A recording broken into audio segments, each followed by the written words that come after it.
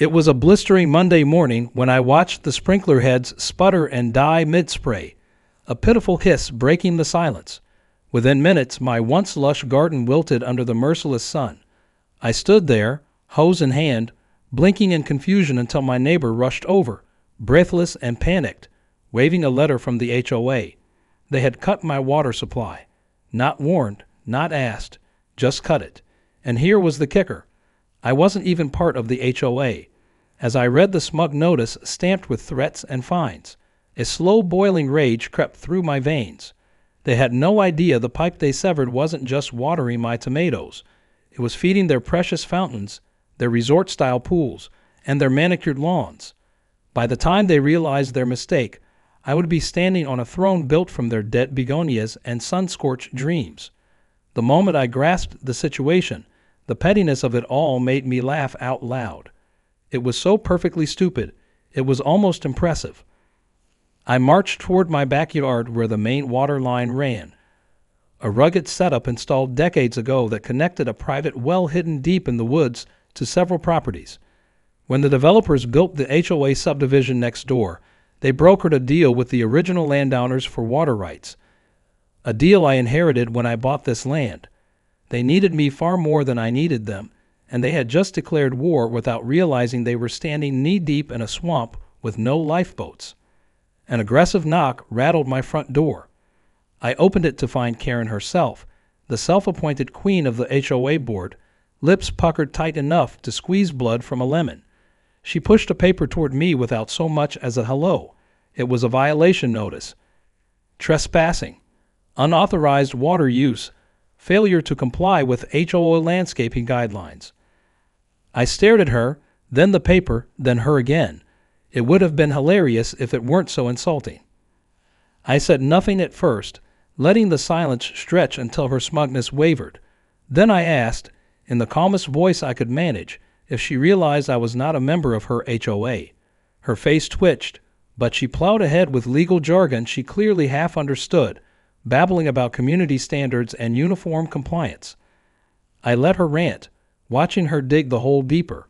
Finally, when she wound down enough to breathe, I simply said, "I am not under your jurisdiction. You have made a huge mistake." Instead of apologizing or even considering she was wrong, Karen doubled down. She insisted that because my property bordered theirs, I was obligated to join. I almost laughed again. She didn't know it, but not only was I not part of their HOA, I was the sole owner of the private well feeding the entire community water system. Their dependency was buried underground, invisible and forgotten, until now. After she left, huffing and threatening to call her lawyer, I went into action. I dug out my copy of the original deed and water rights agreement, pages yellowed with age but ironclad and legal language. I traced the lines on the map and smiled grimly. The HOA's water infrastructure tied directly to my private supply, and without my consent, no alternative existed. They hadn't just picked the wrong fight. They had detonated a bomb under their own foundation. Still, I decided to give them a sporting chance. I called an emergency meeting with the HOA board. They showed up looking confident, even smug.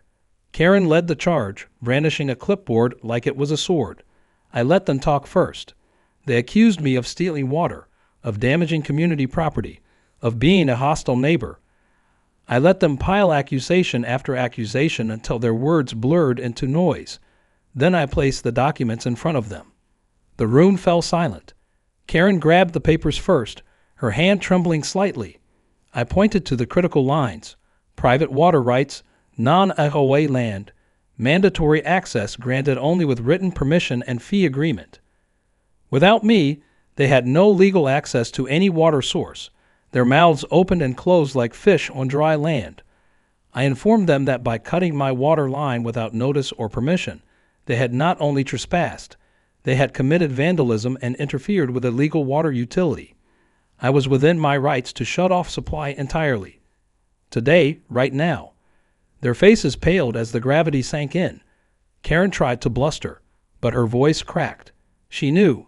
They all knew. I walked out without another word, leaving them scrambling and shouting behind me. The sun was setting, casting long golden rays across my now dry garden. it would survive a few days without water. Their golf course lawns, their Olympic-sized pools, their elaborate fountains and imported flower beds, not so much. By tomorrow, they would start to understand the mistake they made. By the end of the week, they would be on their knees. As I turned the shut-off valve to my private well with a satisfying click, I felt no guilt, only anticipation. They had declared war, but I was the one holding the water cannon. By the next morning, the consequences of their arrogance started to bloom across the neighborhood like a plague. It began subtly, almost laughably, as confused residents stood on their perfectly manicured lawns watching their automated sprinklers sputter and cough nothing but air. The usually pristine sidewalks were dusted with crumbling yellow grass, and the complaints started rolling into the HOA office faster than Karen could answer them. I sat on my porch, sipping coffee, watching them scurry back and forth like ants trying to plug a dam with leaves. I had no reason to rush. They had made their move first. I was simply letting nature and gravity do their jobs. I decided to take a walk through the subdivision just to admire the slow-motion train wreck unfolding. I passed by Mr. Thornton's house, where his precious rose garden, a 5-time winner of the neighborhood landscaping contest, already looked less regal under the high morning sun.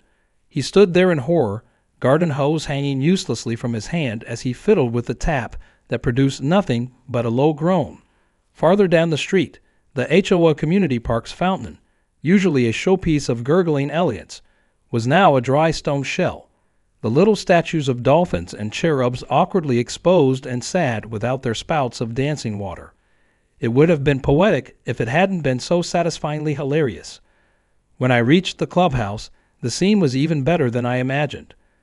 A group of board members, including Karen, were frantically gathered around the central water control system, manuals and phones in hand as they tried to troubleshoot the issue. A plumber's van was already parked nearby, a harried-looking technician explaining something with wild hand gestures, while Karen shook her head stubbornly. From the bits I overheard, it was clear they still hadn't figured it out. They assumed it was a technical failure, a burst pipe maybe, or faulty pump. Not one of them had considered the simple truth. They had angered the man who owned their lifeline. Later that afternoon, I went back to my house and pulled out the old water utility agreements again. I wanted to be absolutely sure before the situation escalated even more. There it was, plain as day. The developer had struck a deal decades ago because the subdivision land didn't have adequate water sources. My property had the well and the rights to the underground aquifer. The HOA paid a private maintenance fee to the original owner, which had transferred to me with the deed. Not a public service, not a county supply, but a private one. In fact, without my cooperation, their entire setup was illegal. It was the kind of oversight that could topple an entire board and potentially leave every homeowner scrambling for solutions that would take years and thousands of dollars to fix. I made copies of everything, knowing full well that Karen wouldn't go down without a fight. This was a woman who thought power came from barking orders louder than anyone else. She would double down, triple down, even before admitting defeat, but facts weren't on her side, and I had all the time in the world. That evening, the first real cracks in their facade showed. My phone rang off the hook. I let it go to voicemail, each message more desperate and pathetic than the last. Karen demanding a meeting, Mr. Thornton pleading for a temporary reconnection, even the HOA's treasurer leaving a rambling apology, suggesting that perhaps a misunderstanding had occurred and surely we could come to some friendly resolution. I turned my phone off and smiled. They weren't ready to deal yet, not until they truly felt the pinch. The next morning, things got worse for them. I heard the news before I even left my house. The community pool, pride of the neighborhood, was closed indefinitely. Without fresh water circulating, it had started turning into a green, mosquito-infested swamp overnight. The maintenance crew refused to work without water access, citing health and safety concerns. Parents were furious because it was the start of summer vacation. Kids who had been promised long afternoons of swimming and pool parties now had nothing but slimy water and disappointment. It was all anyone could talk about. As if that weren't enough, a second problem exploded almost simultaneously. The HOA's beloved flower beds at the subdivision entrance. the ones they spent thousands of dollars maintaining every year, had already begun wilting. Dead brown flowers greeted visitors instead of cheerful marigolds and petunias. It was the kind of visual slap in the face that even the most oblivious homeowner couldn't ignore. Blame spread like wildfire. Residents turned on the board with surprising speed, demanding answers, refunds, and solutions. That afternoon, I witnessed a true spectacle. The HOA board called an emergency town hall meeting at the clubhouse. I went, of course. I wouldn't have missed it for the world. The room was packed. Sweaty, angry neighbors filled every chair, some standing along the walls. Karen stood at the front with the board members, papers clutched in her fists, trying to project confidence but failing miserably. She opened the meeting with a statement that they were doing everything in their power to address the water issue and had hired experts to fix it immediately. Hands shot into the air. People shouted over each other.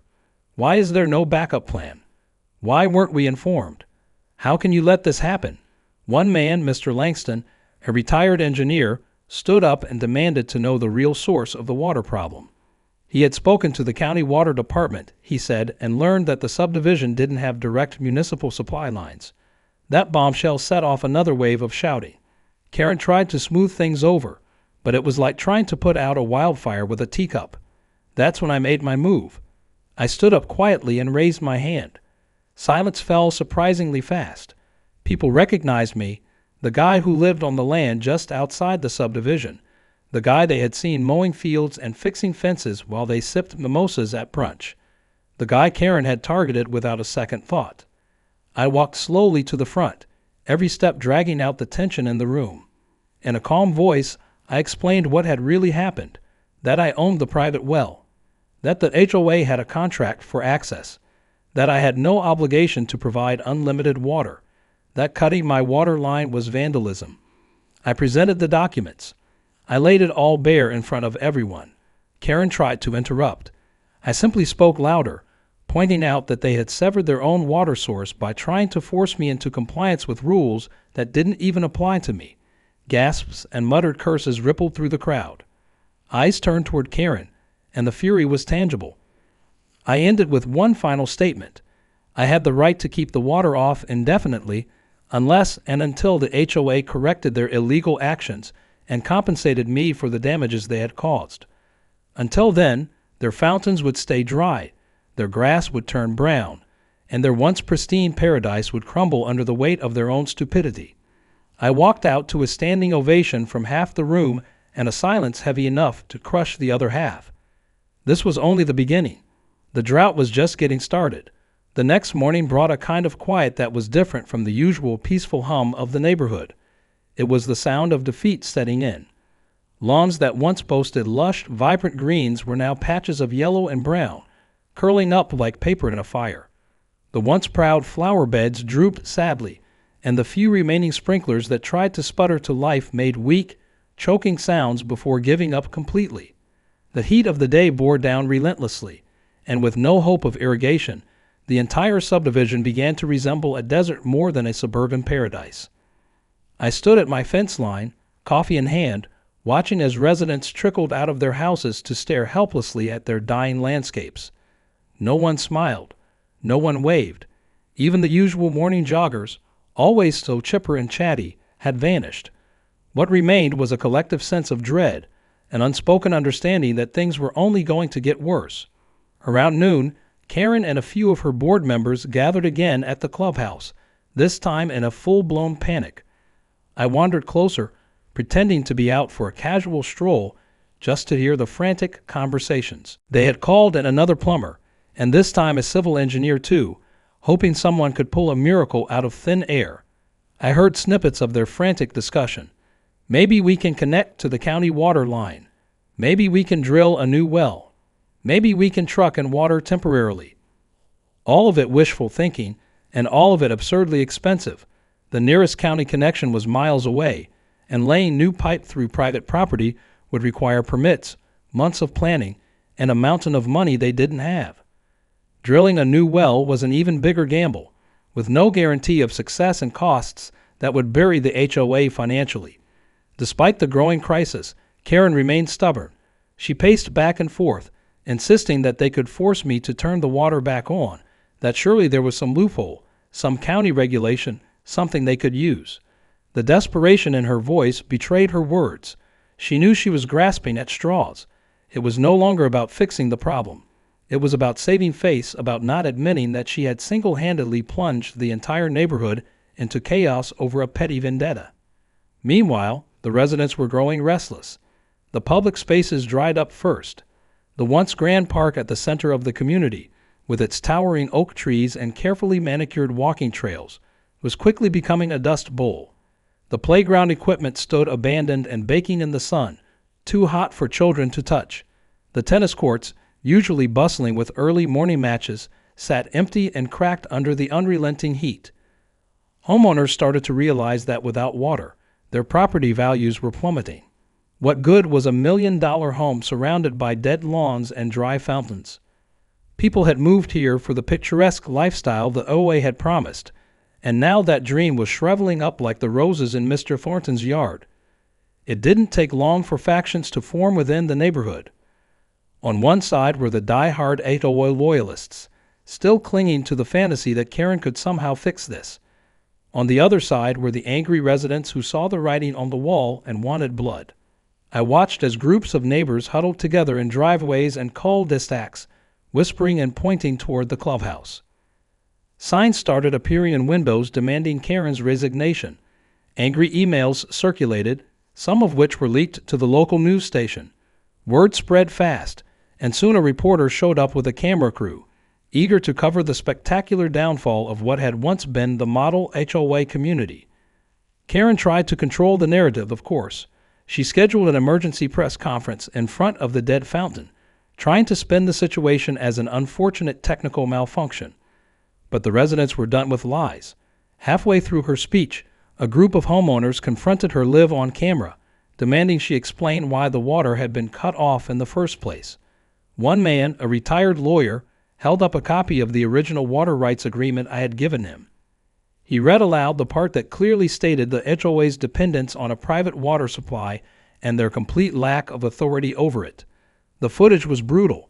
Karen stammered and fumbled, her carefully rehearsed talking points crumbling in real time. That night, the subdivision's private Facebook group exploded with rage. Dozens of posts called for an emergency vote to dissolve the current board. Residents shared screenshots of emails, photos of dead landscaping, and videos of Karen's disastrous press conference.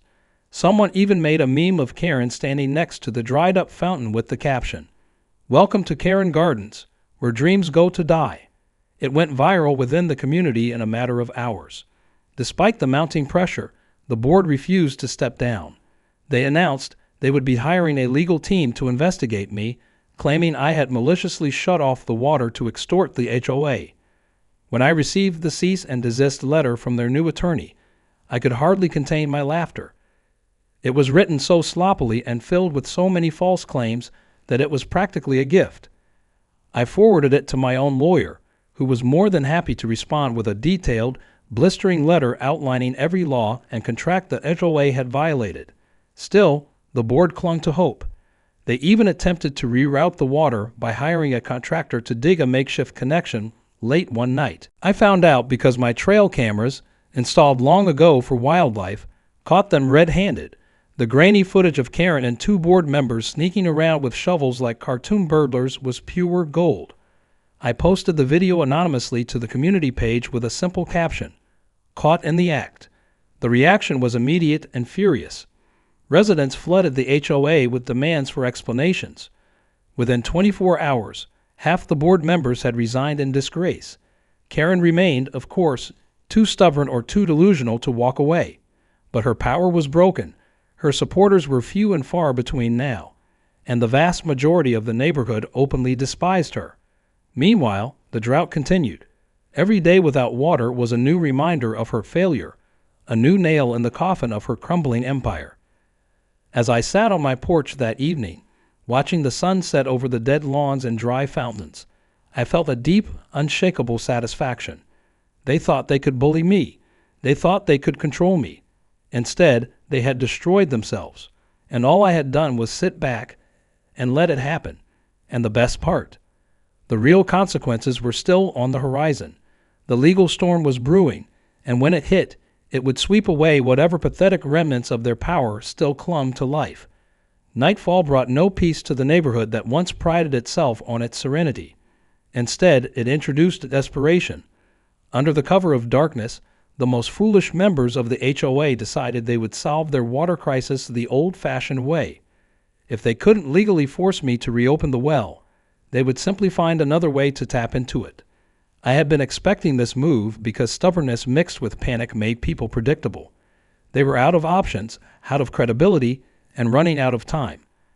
So when the rumble of a pickup truck rolled down the narrow path behind my property just past midnight, I was already watching from my porch in the shadows. 3 figures climbed out, flashlights bobbing as they moved toward the area where the main water line used to run. They carried shovels and what looked like some crude piping equipment, clearly hoping to rig a bypass connection. They worked quickly but clumsily, whispering in frantic tones.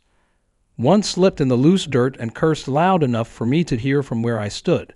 Their plan was laughably amateurish, the kind of thing a group of teenagers might cook up after a bad idea fueled by too much soda and bravado. I stayed silent, letting my trail cameras capture every glorious second. I waited until they had dug a shallow trench and started wrestling with the piping before making my move. Stepping out of the shadows, I clicked on a powerful flashlight, flooding the scene with harsh white light. They froze like deer caught on a highway. It was Karen herself, along with 2 of her most loyal board members. The looks on their faces were priceless, a blend of terror, shame, and pathetic defiance. For a long moment, nobody spoke. The only sound was the night breeze rustling through the dead grass. I broke the silence with a simple question. Trespassing and tampering with a private utility line. Are you sure you want to add those charges to your already impressive list of mistakes? Karen opened her mouth, closed it again, then stumbled through some incoherent explanation about emergency action for the good of the community. I shook my head slowly, savoring the way her words died in the air. There was no community good strong enough to justify breaking the law at midnight on private property. I told them to leave immediately. They hesitated, probably weighing their humiliation against their desperation. But in the end, survival instincts won out. They scurried back to their truck, leaving behind a pathetic mess of disturbed dirt and abandoned tools. I made sure to get clear footage of their faces before they drove off into the night. The next morning, I paid a visit to a private investigator I had on retainer for situations just like this. He specialized in gathering bulletproof evidence for civil cases, and within a few hours, he had compiled everything neatly: video footage, photographs, timestamps, property surveys, and even copies of the previous cease and desist warnings. It was an airtight case of trespassing, vandalism, and attempted theft. My lawyer nearly rubbed his hands together with glee when I delivered the package to his office, but I wasn't ready to move immediately. No, patience was key. I wanted the full extent of their stupidity to bake under the sun for a few more days. The neighborhood was already simmering with resentment. If I struck now, it would look like revenge. If I waited, letting the drought suck every last drop of goodwill from Karen and her dwindling supporters, the residents themselves would beg me to finish the job. Sure enough, over the next few days, the situation worsened. The few residents who had managed to keep their lawns alive with desperate bucket brigades gave up. Streets once lined with vibrant landscaping now looked like scenes from an abandoned town.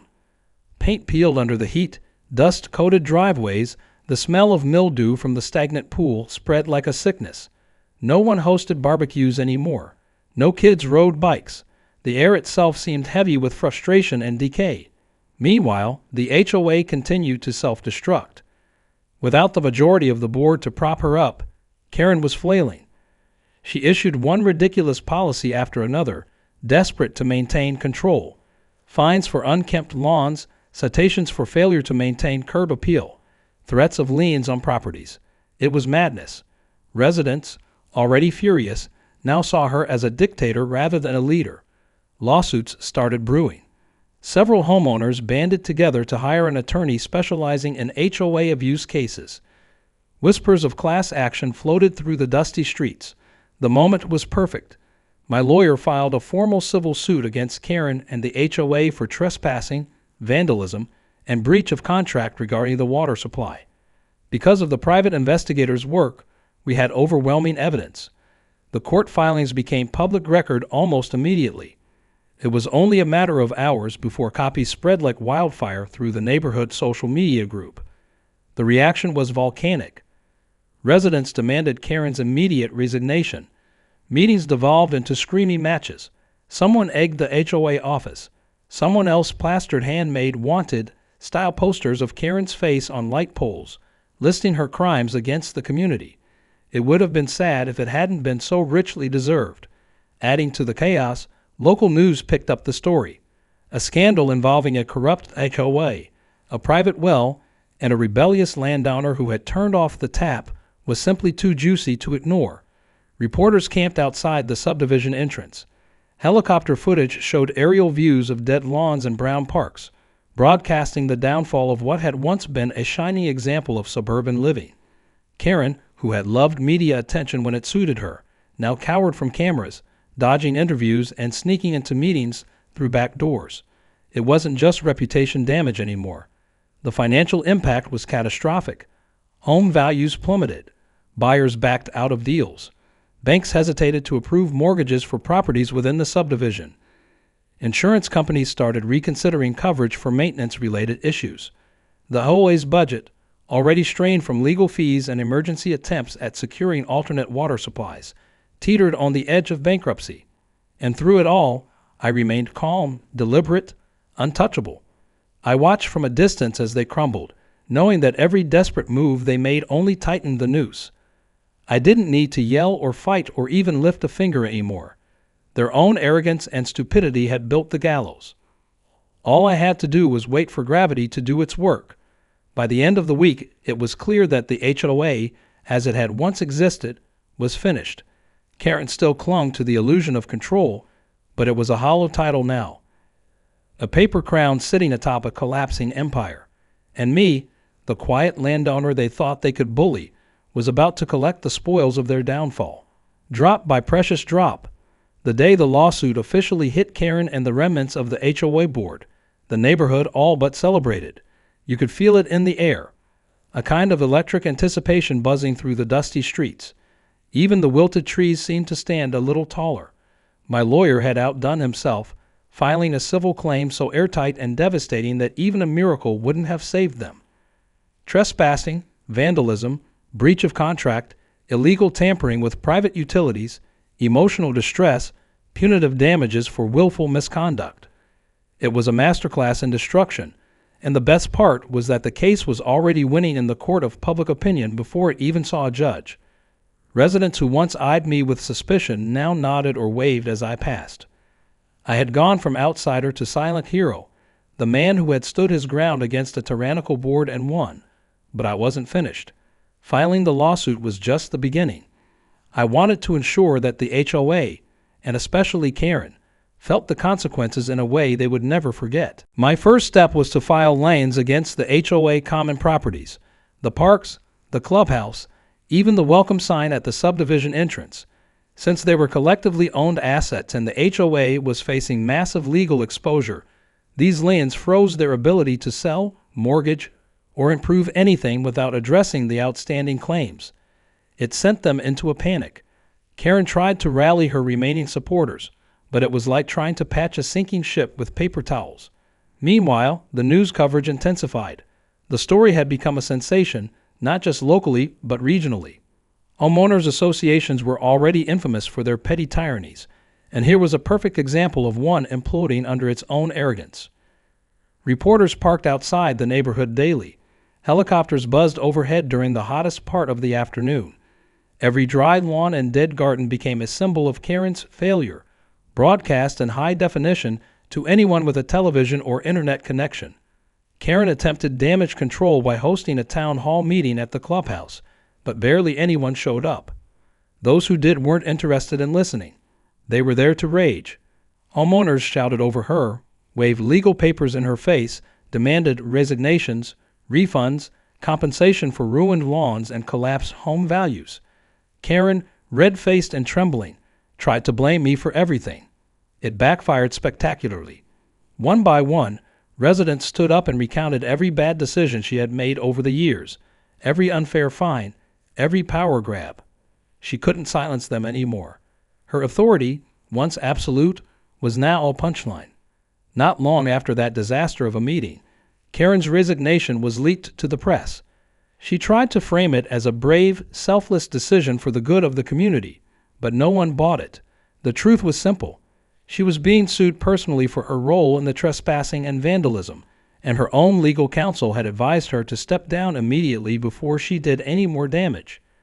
The remaining board members scrambled to reorganize, but without leadership, funding, or credibility, they were flailing. The homeowners, furious and fed up, called for a complete dismantling of the HOA. During all of this, I quietly prepared the next phase of my plan. Since the HOA could no longer maintain its infrastructure and owed substantial damages, a court ordered a receivership. A neutral party would oversee the dissolution of assets to pay off debts, including mine, which meant the parks, the clubhouse, even the decorative fountains would go up for sale to the highest bidder. And guess who showed up at the auctions with little competition and plenty of cash? I acquired every parcel for a fraction of what they were worth. It was poetic. The land they once lorded over, the assets they used to enforce their little empire, now belonged to me. I didn't bulldoze anything. I didn't wall it off with barbed wire. I simply put up small, tasteful signs that read, "Private property, no trespassing." The homeowners could look, but they couldn't touch. Their kids could no longer play in the parks. Their parties could no longer be held at the clubhouse. The fountains would stay dry, a silent reminder of everything they had thrown away. Meanwhile, the lawsuit continued grinding through the courts. Karen was personally liable for damages, and her insurance refused to cover intentional criminal acts. She had to sell her house to pay her legal fees. Last I heard, she had moved into a small rental unit 2 towns over, far away from the ruined kingdom she had tried so desperately to control. The best part was that I had done almost none of this through aggression. I hadn't screamed. I hadn't threatened. I hadn't even retaliated directly. I had simply stood firm, documented everything, and let their own arrogance collapse their world around them. It was a slow, relentless form of justice, the kind that leaves permanent scars instead of loud, flashy victories. Some homeowners eventually approached me, asking if they could lease back the park spaces or the clubhouse for events. I agreed, for a hefty fee and strict rules. Payment in advance, insurance required, no exceptions. If they wanted a slice of the paradise they had once abused, they would have to pay for it dearly.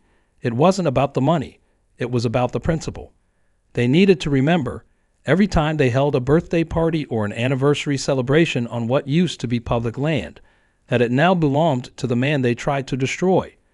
By the end of the year, the subdivision had stabilized into something new, smaller, humbled. Some homeowners moved out, unable to stand the reminders. Others stayed, their pride swallowed along with their dreams of effortless suburban living. As for me, I enjoyed my mornings in peace again. I watered my garden without fear of interruption, my fields greener than ever, my wells full and flowing under my control. They had cut my water line, thinking they could starve me into submission. Instead, they had drowned themselves in their own arrogance. And I, the quiet man at the edge of town, stood dry and untouched while their empire turned to dust. The final blow came not with a bang, but with a whimper, a slow realization that the old order was never coming back. Months had passed since Karen's fall, since the water shutoff, since the lawsuits and auctions. Life in the subdivision had shifted into something far quieter, far more subdued. The people who had once proudly flown HOA flags and boasted about their spotless lawns now kept their heads down, mowing their brown patches with resigned acceptance. No more newsletters bragging about community pride. No more patrols by self-important board members issuing citations for mailbox colors or Christmas lights left up too long. The place was stripped of its old swagger, and in that hollow space, something more genuine began to take root. I spent most mornings working on my property, tending to the garden, maintaining the fences, repairing old irrigation lines. The quiet was different now. It wasn't the stiff, uncomfortable silence that came from living under the constant surveillance of the HOA. It was a real quiet, the kind where people minded their own business and neighbors waved not out of obligation, but because they genuinely meant it. I liked it better this way. The land seemed to breathe easier too, as if it had been holding its breath for years under the HOA's suffocating grip. One crisp Saturday morning, a knock came at my door. I opened it to find a small group of residents standing there, hats in hand, looking more sheepish than angry. They were some of the ones who had fought hardest against Karen's insanity once they realized how deep the damage ran. They asked if I would be willing to talk, just talk, about maybe finding a way forward. No pressure, no demands, no tricks. I invited them in, served them coffee, and listened as they spoke. They wanted to know if there was a way to create a community association that was voluntary, with no authority to fine, no power to dictate personal property choices, just a simple group that could manage the shared spaces like the parks and the clubhouse. They didn't want to make the same mistakes again.